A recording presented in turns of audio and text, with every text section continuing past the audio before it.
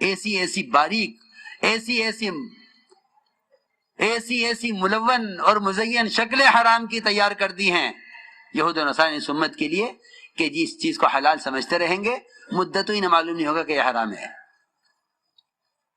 ایسی شکلیں کمائی کی اور ایسے اسباب مہیا کریں گے کہ یہ کہیں گے ہاں، اس کا حدیث میں آتا ہے کہ ایک زمانہ ایسا آئے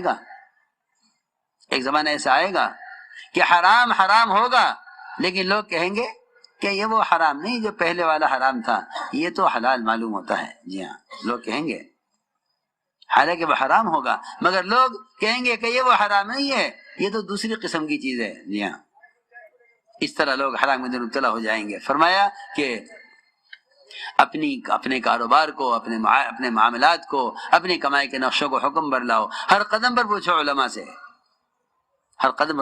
میں جو کر رہا ہوں صحیح ہے یا غلط ہے، اور واقعی علماء سے پوچھ کر چلو۔ صرف کتاب پڑھ کر عمل کر لینا، اس میں معلومات تو حاصل ہو سکتی ہیں لیکن تربیت اور تعلیم نہیں ہو سکتی۔ تربیت اور تعلیم تو علماء کی صحبت اور مجالس سے ہے۔ اس طرح ہمیں ذکر کا اہتمام کرنا ہے۔ صبح شام کی 3 تسبیحات، ایک تسبیح تیسرے کلمے کی، سبحان اللہ والحمدللہ ولا الہ الا اللہ واللہ اکبر ولا حول ولا قوت الا باللہ العلی العظیم، ایک تسبیح درود شریف کی استغفار کی۔ یہ 3 تسبیح صبح شام جی لگا کر اللہ کے متوجہ ہو کر پڑھنے کا اہتمام کریں۔ افضل ذکر قرآن کی تلاوت ہے، یہ اللہ کی ذات سے نکلا ہوا کلام ہے، یہ کلمات بندے کی زبان ہے، قرآن اللہ کی ذات سے نکلا ہوا کلمہ ہے، قرآن اللہ کی ذات سے نکلے ہوئے کلمات ہیں، اس لیے قرآن کی تلاوت سے افضل کوئی ذکر نہیں۔ حدیث میں آتا ہے جس کو قرآن کی تلاوت کی وجہ سے ذکر دعا کا وقت نہ ملے اللہ اس سے بہتر اس کو عطا فرما دیتے ہیں۔ اسی لیے سجدہ سب سے زیادہ اللہ کے قرب کا موقع ہے، لیکن پھر بھی قیام سجدے سے افضل ہے کیونکہ قیام میں قرات ہے، قرآن کا پڑھنا ہے۔ اس لیے عرض کر رہا ہوں کہ قرآن کی تلاوت کو اپنا معمول بنائیں، قرآن کی تلاوت کو اپنا معمول بنائیں، اور قرآن کو قرآن میں دیکھ کر پڑھیں۔ یہ میں بہت تاکید سے کہتا ہوں، آج کے لیے ایک فیشن چلا ہے، فیشن کہوں یا بیماری کہوں یا سنت کی مخالفت کہوں یا خلفاء راشدین کے طریقوں کا مٹانا کہوں کہ موبائلوں میں قرآن کا رکھ کے پڑھو، اس میں بھی کوئی حرج نہیں ہے، قرآن میں پڑھ لو، اس میں پڑھ لو، کیا اس میں کیا فرق ہے؟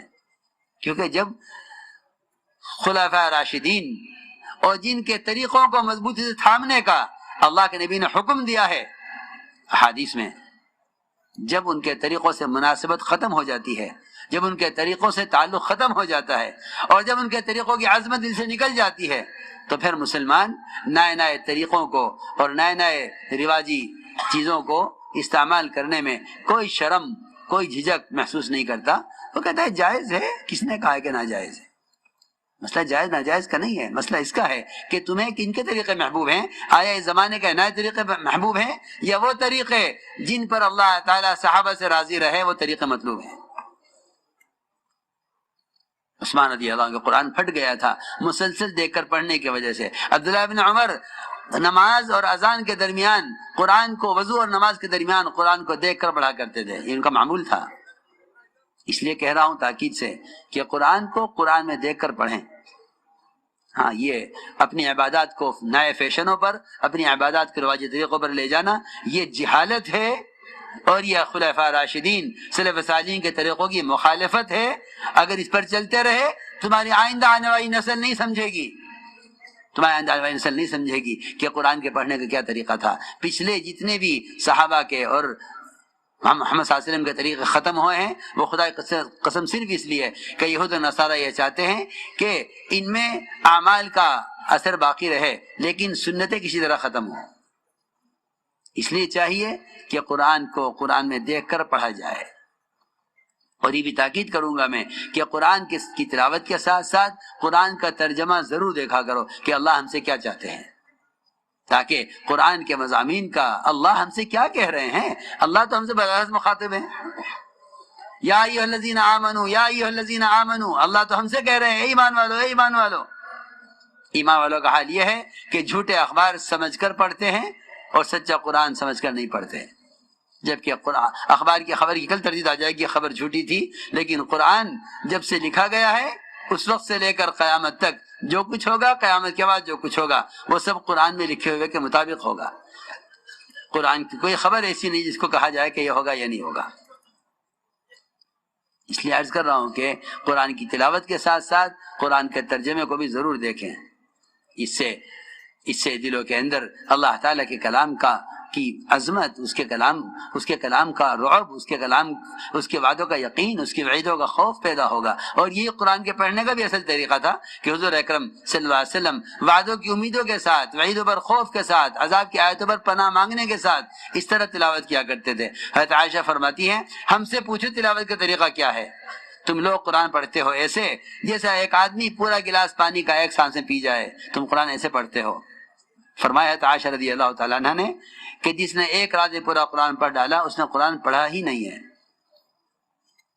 ہم سے پوچھو کہ قرآن پڑھنے کا سنت طریقہ کیا ہے، ہم بتائیں گے، کیونکہ ہم نے حضور اکرم صلی اللہ علیہ وسلم کو قرآن پڑھتے ہوئے دیکھا ہے۔ حضرت عائشہ فرماتی ہیں کہ آپ ایک ایک آیت پر، وعدوں کی آیت پر امید کرتے، وعید کی آیت پر پناہ مانگتے، سوال کی آیت پر سوال کرتے۔ بعض مرتبہ ایک ہی آیت پر آپ کو پوری رات گزر جایا کرتی تھی۔ تو اس لیے عرض کر رہا ہوں کہ اللہ کے راستے میں نکل کر اپنے آپ کو اس طرح متوجہ کرو۔ تبلیغ کوئی رسم نہیں ہے، یہ کوئی رواجی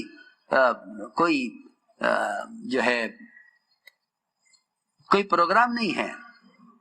اپنی تعلیم و تربیت کا، اللہ کے ساتھ تعلق پیدا کرنے کا ایک مسنون طریقہ ہے، ایک مسنون طریقہ، کیونکہ سارا کام سیرت کے تابع ہے۔ اس طرح ہمیں قرآن کی تلاوت کا اہتمام کرنا ہے، اور رات کے قیام اور تہجد کو لازم پکڑ لو۔ اس کا تو اپنے آپ کو عادی بنا لو۔ جو رات کے قیام اور تہجد کا عادی بن جائے گا، فرمایا کہ سب سے زیادہ نفس کو کچلنے والا، دعوت کی بات کو واضح کرنے والا، اور سب سے بڑھ کر دعوت کے کام میں مدد کرنے والا یہ رات کا قیام اور تہجد ہے، جو صحابہ کرام پر 1 سال تک فرض رہی، 1 سال کے بعد اللہ نے اس کو نفل کیا ہے۔ دوستو عزیزو، یہ ہیں وہ سارے اعمال عبادت کے جن کے ذریعے اللہ کی ذات کے ساتھ تعلق پیدا کرنا ہے۔ اگر اللہ کے ذات کے ساتھ تعلق پیدا نہیں ہوگا تو مخلوق کے ساتھ تعلقات بگڑیں گے۔ اس زمانے میں جتنا فساد مسلمانوں میں ہے، خواص میں یا عوام میں، حکام یا عوام کے درمیان، خواص یا عوام کے درمیان، بھائی بھائی کے درمیان، باپ بیٹے کے درمیان، خدا کی قسم اس سارے فساد کا اصل سبب اللہ کی ذات کے ساتھ تعلق کا بگڑنا ہے۔ اس لیے کہ جو اپنے اللہ کے درمیان کے معاملات کو درست کر لے گا، اللہ اس کے مخلوق کے درمیان کے معاملات کو درست فرما دیں گے۔ یہ خروج کا اصل مقصد ہے کہ اللہ کی ذات کے ساتھ تعلق پیدا ہو۔ لیکن نکلنے کے زمانے میں جن کے ساتھ نکل رہے ہیں وہ اجنبی لوگ ہیں۔ دیکھو، اس کام سے بڑھ کر امت کو بلا تفریق جمع کرنے والا کوئی عمل نہیں ہے۔ میں بہت اہم بات کہہ رہا ہوں۔ دعوت کا اصل مقصد یہی تھا کہ امت کے درمیان سے برادری کی، قوم کی، رنگ کی، زبان کی، قبیلے کی یہ ساری نسبتیں ختم ہوں۔ دعوت کا اصل مقصد یہ ہے، دعوت کا اصل مقصد یہ ہے کہ امت کے درمیان کا فرق ختم ہو۔ اس لیے ہمارے کام میں طبقاتی جوڑ کا اور ہمارے کام میں طبقاتی خروج کا کوئی تصور نہیں ہے۔ کبوتر با کبوتر، باز با باز، یہ تو حیوانیت ہے، انسانیت نہیں ہے، یہ تو حیوانیت ہے۔ جانوروں کا تعارف کرایا گیا ہے کہ اپنوں کے ساتھ چلو۔ یہ امت کا عذاب یہی ہے، اور امت کی خونریزی کا سبب یہی ہے کہ امت کو لڑایا گیا ہے یہ کہہ کر کہ آپ کی برادری کے، آپ کی قوم کے نہیں ہے۔ حضور اکرم صلی اللہ علیہ وسلم نے اس کام کے ذریعے امت کو جمع کیا ہے۔ میں ایک عالم کی ملاقات کے لیے گیا مکہ مکرمہ میں۔ بڑے عالم، بڑے مفتیان میں وہاں کے ملاقات ہوئی، کہنے لگے مجھ سے کہ میں اس کام کے خلاف تھا اور مجھے کبھی اس دعوت کے کام پر اطمینان نہیں ہوا، اور میں نے ہمیشہ اس کام کو بدعت سمجھا۔ بدعت ہے، یہ زبان میں شروع ہوئی ہے. کہنے لگے کہ میں ایک کانفرنس تھی علماء کی، معتمر تھا ایک، میں اس میں شرکت کے لیے گیا، جس ملک میں رکھی گئی تھی وہاں پہنچا. نکلا جب ایئرپورٹ سے، ایک ہوٹل میں قیام تھا، ٹیکسی کی ہوٹل میں جانے کے لیے. تو ٹیکسی والا 4 مہینے لگایا ہوا تھا. ٹیکسی والا 4 مہینے لگایا ہوا تھا، اس لیے کہ جو کام سے لگے ہوئے ہوتے ہیں وہ نماز کے اوقات بھی یاد رکھتے ہیں، اور پھر یہ نہیں کہ مجھے نماز پڑھنی ہے، وہ نماز کے داعی بھی ہوتے ہیں، نماز کے عامل بھی ہوتے ہیں. اس نے چلتے چلتے گاڑی میں کہا کہ نماز عصر کی نماز تیار ہے، یہاں مسجد میں پڑھ لیں. ہاں ٹھیک ہے چلو. وہاں گئے مسجد میں، تو وہاں ایک صاحب بیان کر رہے تھے، کچھ لوگ بیٹھے ہوئے تھے، 15-20 آدمی ہوں گے، اس سے زیادہ. تو کہتے ہیں کہ وہ عالم مجھ سے کہنے لگے کہ میں خیال ہوا کہ چلو اب آگے کہیں جائیں گے تو نماز کا وقت قریب ہو جائے گا، یہیں پڑھ لیتے ہیں. بیٹھ گئے اس میں حلقے میں. ایک صاحب بیان کر رہے تھے، لیکن میں نے دیکھا کہ میرے آگے ایک آدمی بیٹھا ہوا تھا لال رومال اوڑے ہوئے. میں نے پوچھا تم کہاں سے آئے ہو؟ کہنے کہ میں تو مدینہ منورہ سے آیا ہوں.